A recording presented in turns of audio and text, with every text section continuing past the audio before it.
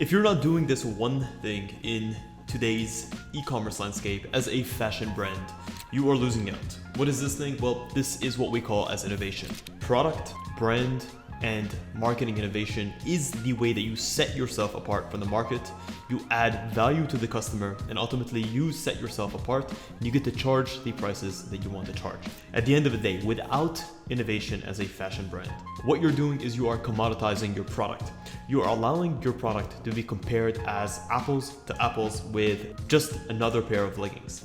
And what ends up happening with commoditizing your product is that it's a race to the bottom. It comes down to who can sell this hunk and scrap of fabric with some stitching for the cheapest price on Amazon. And that's not a position that you want to be in. That's not a position that the top brands that we see in the industry like ASRV, Lululemon, Nike, Athlete, Gymshark, the brands that have truly been able to carve a niche out for themselves are in.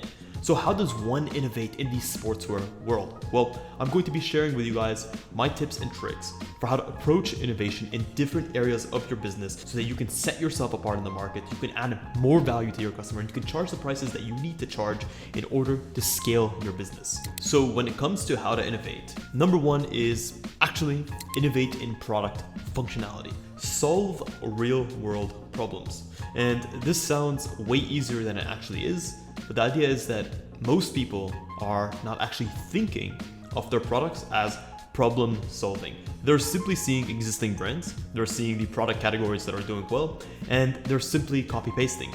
Over time, this idea has become super diluted, and people have lost the idea of what a great quality pair of leggings should do, or what a high quality pair of running shorts should and how it should perform. So first we focus on product functionality. Let's take 10,000 for an example. What they've referenced is that they've created military grade materials for use in their daily activewear and their daily t-shirts. They've resolved the issue of a shirt that wears out after 5 washes by using these high quality materials that are able to resist the effects of wearing out over time, the effects of pilling over time. By solving a client's problem, what you're doing is you are positioning your product as the solution to them at their point of greatest need. When someone needs something, they are willing to spend what is necessary, and they don't need to be convinced. This saves you money on marketing because you have to spend less to educate the customer, and you're able to essentially walk away from competing on price because you're no longer commoditizing your product. So what are the actionable steps here?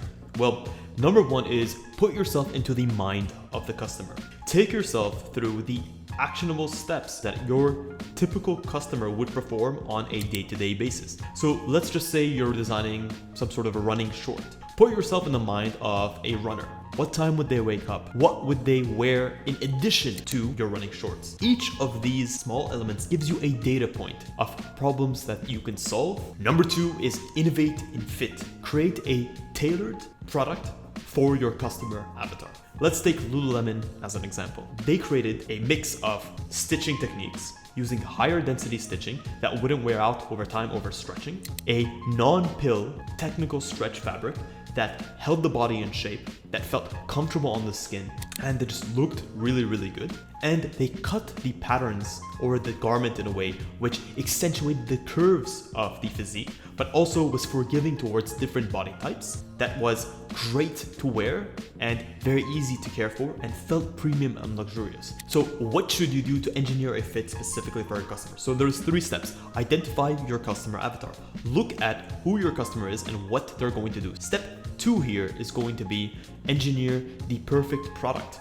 Create the fabric that you want and the sort of technical construction that you want, the fitting that you want. And then 3, prototype as necessary, get customer feedback and reflect that in updated prototypes to get something that is truly tailored and engineered to your customer avatar, to the person that wants to buy from you. Number 3 is to innovate in fabric and technical construction. Most companies have zero clue over what sort of fabric to offer. Fabric is one of those things where there's a science behind it, and most fashion entrepreneurs lack the depth of knowledge and the sourcing ability required to create truly unique fabrics that solve proper problems. They look at each fiber or each sort of fabric as just an arbitrary number, where it's a polyester spandex blend, not understanding that there are different types of polyesters. Understanding textile engineering is a science. but it doesn't have to be that complicated if you can find the right tools and the right people to help you. What I would recommend is focus on one core use case scenario. Are you looking for a fabric that has ultra functional aesthetic, where it's all about durability, sweat wicking, moisture resistance? Or is it about creating a ultra soft fabric? Or is it creating about an ultra compression fabric? Yes, you can get fabrics to do a bunch of different things, but focus on one core thing. If you look at ASRB, if you look at the wide range of fabrics that they have available to them, each product has a specific fabric blend that is tailored towards a specific use case. So figure out what it is that you're trying to achieve with your fabric. Create a moat around your business.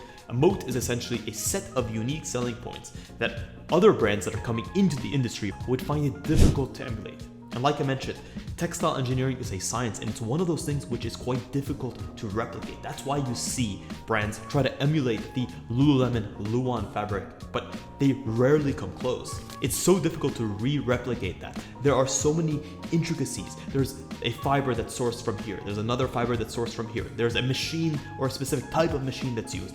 All of this comes together to create the finished product that we know and love. Next up is to innovate in the customer's brand experience. The customer doesn't just buy into the product, they buy into the brand, they buy into the community that you're building. We look at Lululemon stores, for example.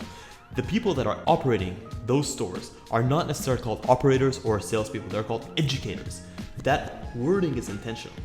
You want people to be educated about your brand and what makes them special or what makes you special.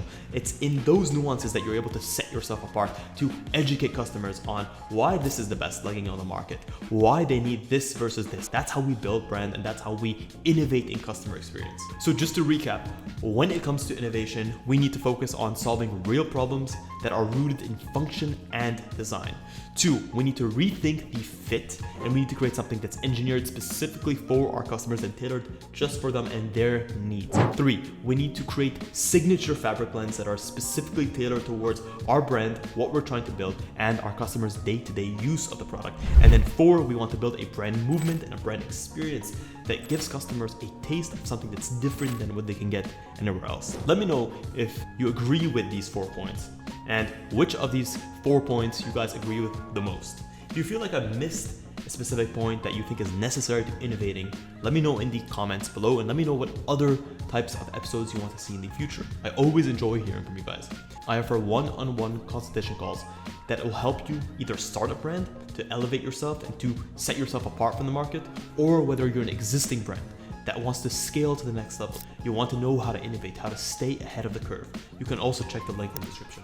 Guys, I say this from the very bottom of my heart. Thank you so much for tuning into this episode of Fittdesign TV. Until next week's episode, stay awesome.